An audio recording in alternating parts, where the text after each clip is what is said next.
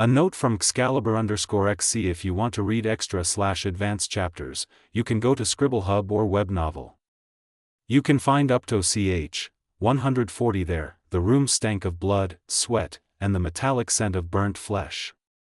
The screams of the fallen architects of the Red Room reverberated through the steel walls, their agony filling the air like a symphony of suffering. Melina was having a blast, torturing them, just like they tortured countless others. Dracov's once proud form was barely recognizable. His face was swollen and disfigured, one eye nearly shut from bruising. Blood dripped from where his ears used to be, and jagged wounds were left behind from Melina's blade. His fingers were gone, severed one by one. His toenails had been ripped out, leaving raw, exposed nerves throbbing in unbearable agony. His legs were shattered, knees and ankles smashed beyond repair, twisted at unnatural angles that he had stopped screaming at some point. His body convulsed, reduced to shuddering gasps and strangled moans, his mind teetering on the edge of madness. Tony sat nearby, watching with a detached expression. His fingers moved subtly, manipulating the nanites within Dracov's system, amplifying his pain receptors beyond human limits. Every pulse of agony was magnified, turned into an all-consuming inferno of suffering. The others hadn't been spared either. Madame B, the cold overseer, had lost both arms, her limbs dangling uselessly as blood poured from the gaping wounds. Her once stoic expression had cracked, her eyes hollow from pain and exhaustion. She will die in a few minutes. Then there were those unlucky surviving agents who by mistake came inside that room. They were guarding the hangar bay. Well, Melina did a number on them: broken ribs, shattered jaws, limbs twisted and rendered useless. Some had already passed out, their minds unable to withstand the torment. Tony took a deep breath, stretching his arms. "Man, I gotta say, you've got a real talent for this." He smirked, glancing at Melina, who was kneeling beside Dracov with a blade in hand, twirling it absent-mindedly. "Ever thought about switching careers? Maybe open a clinic? Call it Melina's Pain and Suffering Spa?" Melina didn't respond. She was too focused on her work. Dracov trembled, his remaining eye rolling wildly in its socket. His lips moved, but no words came out. Tony leaned in, his voice casual. "Come on, buddy. You've held out longer than most, I'll give you that. But you and I both know the pain isn't gonna stop. Not until you give me what I want." Dracov let out a strangled sob, his breath hitching. Stop." His voice was hoarse, barely a whisper. Tony smiled. "Oh? Ready to talk?" Dracov's lips trembled. I'll tell you." Melina grabbed his shattered hand and squeezed. Dracov let out a horrific wail as fresh pain lanced through his ruined nerves. "Talk fast," Melina said coldly. Dracov gasped, barely clinging to consciousness. We recovered something, an AI, from a Hydra bunker beneath the Arctic Ocean." His breaths were ragged. "Ancient, but somehow powerful enough to enter our modern network. We have completely isolated it from the network system." Tony's eyes sharpened. "Hydra AI? You mean Zola?" Dracov gave a weak nod, his head lolling to the side. "Zola AI. That's what it said. Madame Hydra's eyes, they were the key to accessing the bunker." He coughed violently, blood splattering onto the floor. "The AI, it's here, inside the safe, beyond that door." He gestured weakly with the stump where his fingers used to be. Tony finally found that fucker. Arnim Zola, Hydra's lead scientist. That if that AI had fallen into Hydra's hands, it would have been catastrophic. TSK. A hidden wall safe right before my eyes, and I couldn't even see it with my upgraded scanners. Interesting, he wondered. Tony stood up, rolling his shoulders. "Well, that's all I needed to hear." He turned to Melina. "Dracov's all yours. Do whatever you want." Melina didn't hesitate. She grabbed Dracov by the throat, dragging him toward the steel table. His mangled body barely put up resistance. He whimpered. Tony didn't bother to watch. He had more important things to do. He let out a low whistle as his palm pressed against the smooth, cool surface of the vibranium wall. Well, someone went all out, he muttered. No wonder, my scanners failed to detect anything. I guess, Nat also carries vibranium suits, that would explain why I couldn't detect her in that Hydra base. Well, his fingers twitched, sending a pulse through his suit. The remaining nanites surged forward, spreading over the surface like liquid mercury. Legion, let's try that beta replication feature. Begin Protocol RN. The microscopic machines began to dismantle the vibranium at the molecular level, breaking it down and converting it into more nanites. His arc reactor pulsed, feeding them enough energy to keep up the process without burning out, Legion answered in his earpiece. Nanite replication is at 67%. Estimated breach time, 2 minutes. Everything is stable. Tony leaned back, watching the metal slowly disintegrate. Gotta love self-replicating tech. As the nanites worked, he spared a glance over his shoulder. Dreykov's screams had turned guttural, raw. Melina was efficient, methodical, and enjoying herself. Tony had no sympathy to spare. The bastard deserved worse. A dull clang echoed as the last layer of vibranium crumbled. Tony stepped forward, entering the hidden chamber beyond. The air was stale, thick with dust and time.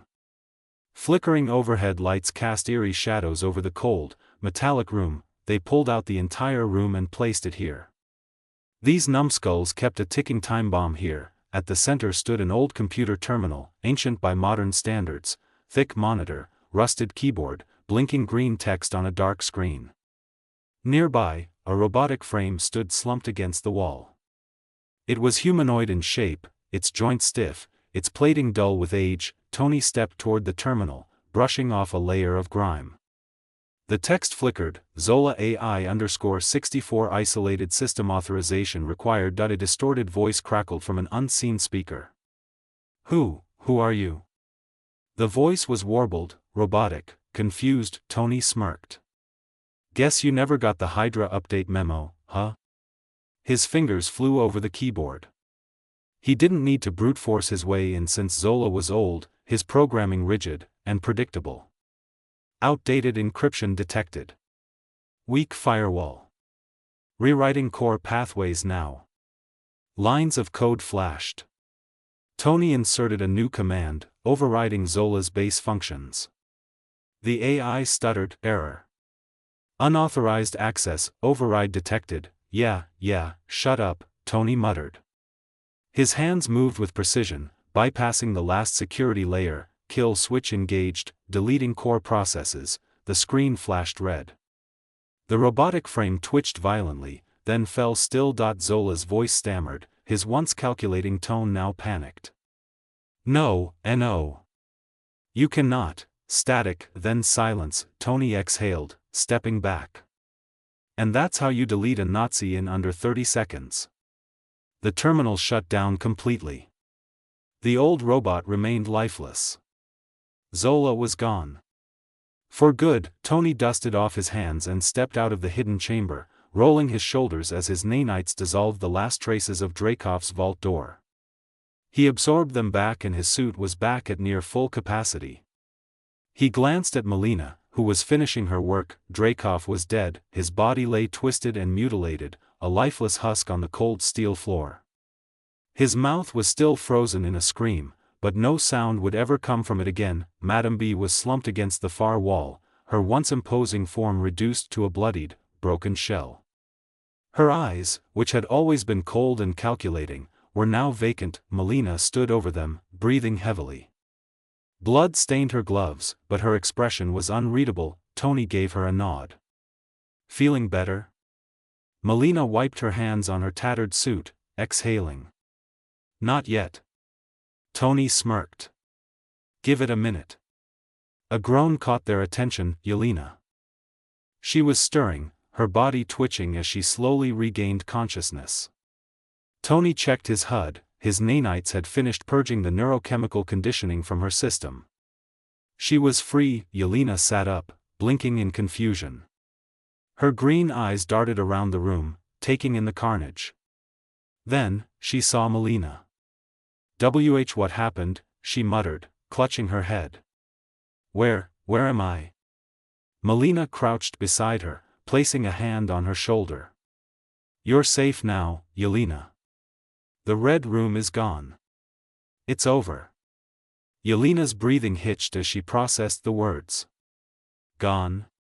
She shook her head, disoriented. That's not possible. Tony knelt down, tapping his wrist. A tiny holographic display flickered to life, revealing a detailed scan of the Red Room's infrastructure. Every facility. Every base. All marked terminated. Believe it, Tony said. Dreykov is dead. The widows are free. Yelena stared at the hologram, her lips parting slightly. Her hands trembled as she looked at Melina. Is it real? Melina gave her a small, genuine smile. Yes, my child. You're free. For a long moment, Yelena didn't speak. Then, suddenly, she let out a breathless laugh, part relief, part disbelief. She covered her face with her hands, shoulders shaking. We did it? Tony stood up, stretching his arms.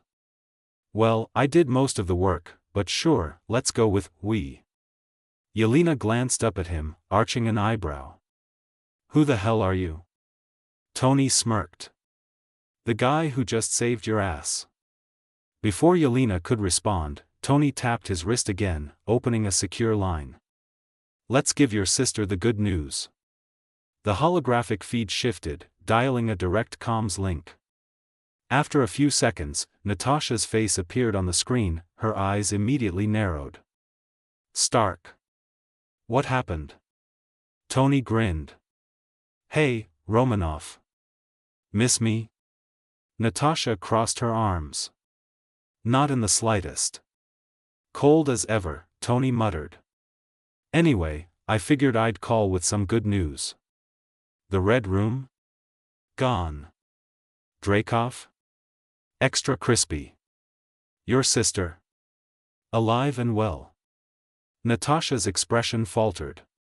Yelena? Yelena leaned into the frame. Nat? The moment their eyes met, Natasha's breath hitched. For the first time, her usually guarded expression cracked.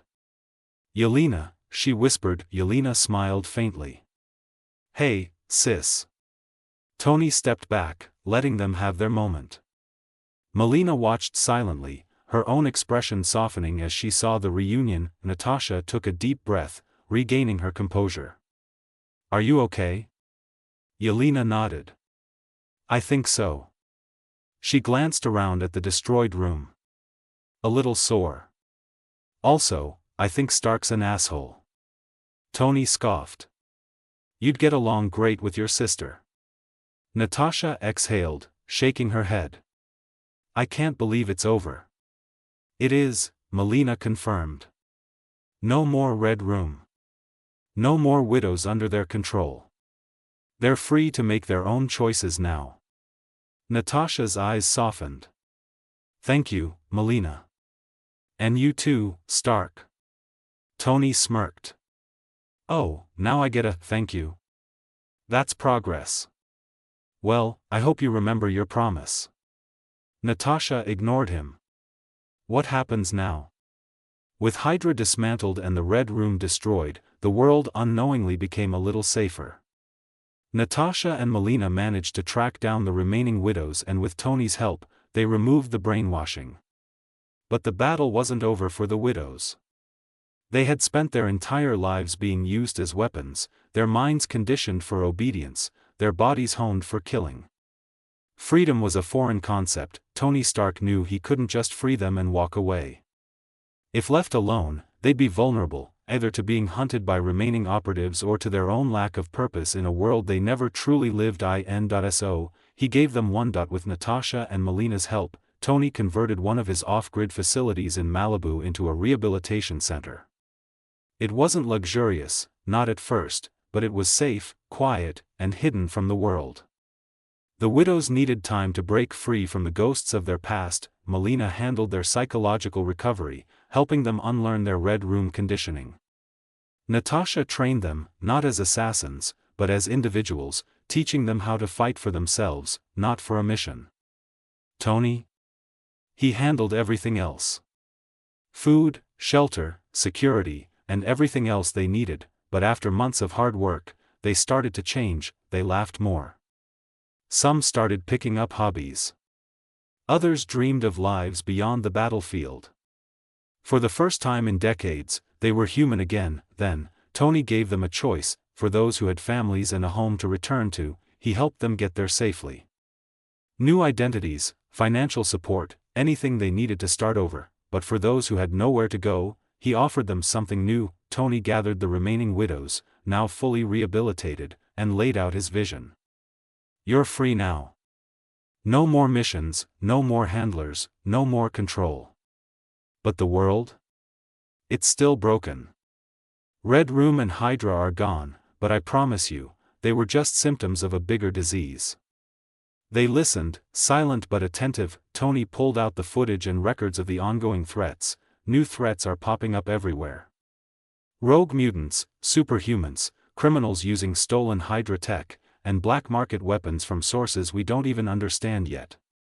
SHIELD, stuck up with their old ways of dealing with things. They won't be able to stop everyone. As for the government, I doubt I need to tell you something you already don't know. He paused, scanning their faces. Some looked intrigued, others hesitant. With my technology and your experience, we could do a hell of a lot of good. Real good. We don't answer to no one. We don't officially or unofficially exist. We will be the ghost taking out the trash from the shadows and something in the light. Then came the choice: join him.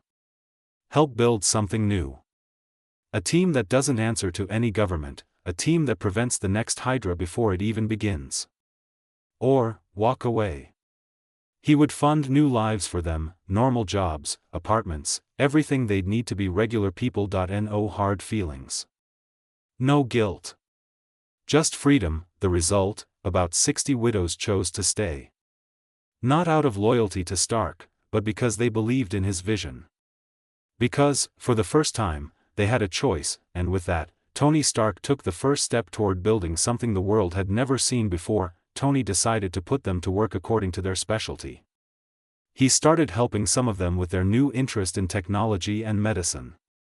Then some showed interest in logistics, management, and all the miscellaneous fields that are required to operate a big team or company. He decided to help them all.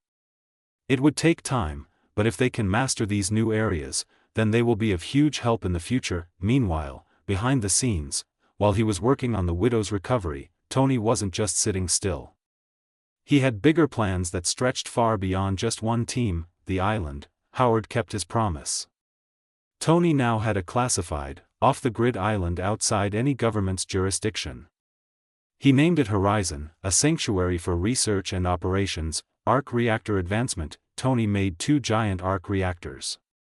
One to power up his new facility and the other one, he sent to his father to power the main Stark Industries. Well, he made sure to add multiple fail-safe and security measures, just in case. Medical breakthrough number 1, the anatomy mapping device. Tony's first public breakthrough would be a game-changer for doctors and surgeons, a compact handheld scanner that could map out the entire human, or animal, anatomy in real time. He mainly made it for himself but decided to make it public soon. How it works: Small Blue Diamond uses nanoimaging technology to scan a body in seconds. Small Blue Diamond detects diseases, tumors, organ failures, or genetic abnormalities before symptoms appear. Small Blue Diamond removes the need for MRIs, CT scans, biopsies, and multiple invasive tests. Small Blue Diamond helps surgeons plan complex procedures with microscopic precision. The impact: Small Blue Diamond early detection of diseases like cancer, aneurysms, or genetic defects. Small Blue Diamond revolutionizes emergency medicine. Paramedics could diagnose and treat injuries instantly. Small Blue Diamond eliminates medical errors and unnecessary procedures. For the world, it would be the first real step toward preventative medicine, rather than just treating diseases too late.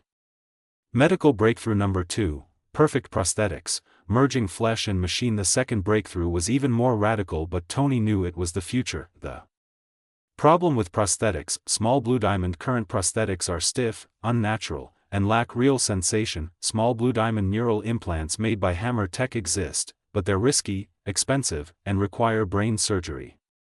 And were banned after only 2 months when multiple patients died. Small blue diamond. The human body rejects foreign materials, making integration difficult. Many tried but failed. In the end, they gave up. So Tony fixed all of that. The bionanite prosthetic. Small blue diamond. Instead of mechanical prosthetics, Tony's bionanites heal the dead nerves and cells and fuse living flesh with cybernetics seamlessly. Small blue diamond. No need for brain implants or electrodes. The prosthetic interfaces directly with the body's nervous system. Small blue diamond users regain full sensation, touch, temperature, even pain, if needed. Small blue diamond adaptive structure. The prosthetic grows with the user, adjusting to muscle movements naturally. The impact. Small blue diamond amputees can feel again. No more phantom limb syndrome. Small blue diamond soldiers, accident victims, and even disabled children can live normal lives. Small blue diamond redefines assistive technology, not just replacing limbs, but enhancing them. For the first time, people wouldn't just replace lost limbs, they'd get something better. Tony also thought about the impact of his invention. It's good and world-changing, yeah. But the usual pain in the ass. Governments would try to weaponize bionanites, using them for military augmentation. Pharmaceutical and medical companies would suppress it. Heck, Hammer Industries will definitely try something funny. And, after the botched job done by Hammer, the public needs time to accept the new cure. Finally, there was S.H.I.E.L.D., Nick Fury. Well, Tony has a plan to deal with them when that time comes. The next step was controlled release. The anatomy scanner would be introduced first. It will be marketed as an advanced medical tool. It wouldn't raise suspicion and would slowly prepare the world for what came next. The bionanite prosthetics would be tested secretly on soldiers, accident victims, and select patients before being revealed. With his father's help, he should be able to convince those injured people to go through the process. Once the world accepted medical nanites, he'd slowly introduce more advanced applications. The plan was long-term, but it had to be. If Tony played this right, he wouldn't just change medicine, he'd change humanity. Stark's private medical lab. The soft hum of advanced medical equipment filled the lab. Unlike the cold, sterile feel of most hospitals, Tony had designed this place to be warm with subtle lighting, soothing colors, and the faint sound of classical music playing in the background. The walls displayed real-time holographic readouts, scanning Natasha's body down to the molecular level. She lay on the examination bed, her red hair fanned out against the pillow. For once, she wasn't in her usual combat-ready posture. No tension in her shoulders, no hidden knives under the sheets.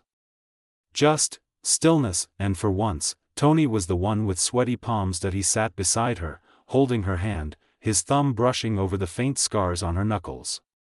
The same hands that had fought, killed, and survived impossible battles, now resting, trusting him with something that went beyond war, her future that he exhaled. You know, when I promised to fix this, I didn't actually know how bad it was. The Red Room's procedure was kinda bad. The serum destroyed your reproductive system. But yeah, it's time. Natasha arched an eyebrow. She caught the tense look on Tony's face that appeared only for a flickering second. Not to mention his sweaty palm in the AC. You doubting yourself? That's new. He smirked. Me? Doubt? Never. Just came after sparring with Melina. She is good. Kicked my ass. I think I blacked out in the middle a couple of times. Both of them paused for a moment, her grip on his hand tightened. I trust you, Tony. His chest tightened for a moment. He looked at her, not the assassin, not the widow. Just Natasha. A woman who had been denied the choice of motherhood before she even knew what it meant, and he was about to give it back to her. His voice softened. Okay. Let's do this. Thanks for watching. Subscribe and like for latest videos.